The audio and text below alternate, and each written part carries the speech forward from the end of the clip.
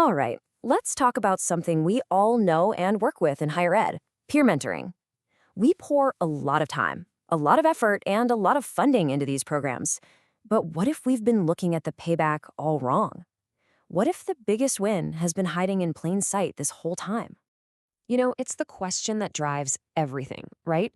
It shapes our budgets, our staffing, how we report success. And the answer is always felt, well, pretty obvious. We do this for the new students, for the mentees. And look, that's for a very good reason. The data is all there. Mentees stick around longer, they adjust to college life way better, and they feel like they actually belong. So yeah, the benefits for them, they're huge, and they're worth celebrating. But that's just one side of the coin. Today, we're going to flip the script. We need to stop thinking about this as just another student service and start seeing it as a strategic investment in our mentors. Let's talk about their payoff, because it just might be the most valuable outcome of the entire program. When you dig into the research, you see this really clear pattern. The benefits that mentors get are massive, and they basically fall into three main categories or pillars. And this isn't just about them feeling good about helping someone. We're talking about a real, measurable return that sets them up financially, professionally, and personally. So pillar number one is the most straightforward one, the financial foundation. For a lot of these students, being a mentor is a job. It's a paid on-campus position, and that's huge. It's not just a paycheck, it's their first taste of a real professional environment with real responsibilities right here at our own university. Okay, pillar two. This is where the return on investment just goes through the roof. Seriously, being a mentor isn't just a job, it's this incredible hands-on training ground. They are actively building the very skills that every employer is begging for. We're talking leadership from running their group each week, communication from presenting in class, and critical thinking every time they help a mentee solve a problem. These aren't just buzzwords on a resume. They're skills they are living and breathing, week in and week out. And that brings us to the third pillar, which is all about that powerful personal reward. Beyond the money and the resume building, mentors get this profound sense of personal growth. The research says it loud and clear. They feel this deep satisfaction, this fulfillment that comes from actually helping someone succeed. It builds their confidence, their empathy. It really gives them a sense of purpose.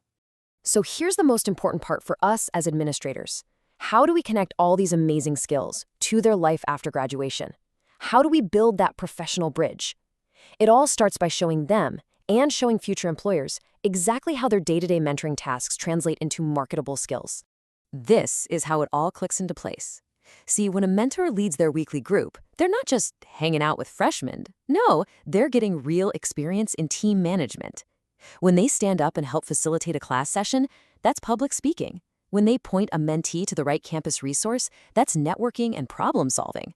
Every single thing they do has a direct parallel in the professional world. And here's the bottom line, plain and simple. This whole experience makes them incredibly marketable. They're graduating not just with a degree, but with a proven track record of leadership, communication, and teamwork. That makes them stand out big time to both employers and grad schools. Okay, so if the potential payoff is this huge, the big question is, how do we make sure we're actually getting there? How do we maximize that investment? Well, the secret isn't just in what they do. It's in how we prepare them to do it. It all comes down to training. The best practices from all the research give us a really clear blueprint. Good training isn't just a nice to have, it's absolutely essential. It has to be a solid, ongoing process that hits these 6 key things. We have to teach them the ethics of the role, give them real techniques to motivate students, and make them absolute experts on our own campus resources. We can't just tell them to be leaders, we have to actually teach them how to lead. And if you take away one thing as a program administrator, let it be this. Great training is what turns this from just another student job into a premier, honest-to-goodness leadership development program. It's the engine that creates our future leaders. So, let's wrap this all up. When we change our perspective, when we stop seeing our mentoring programs as only a service for first-year students and start seeing them for what they really are, everything changes. A well-run program is like a dual-engine jet. Sure, one engine is all about boosting freshman success, and that's critical.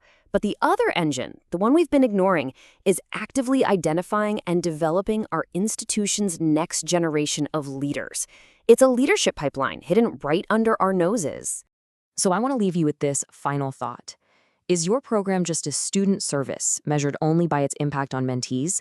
Or are you ready to see it for what it truly is? Your university's most powerful, most effective incubator for the leaders of tomorrow.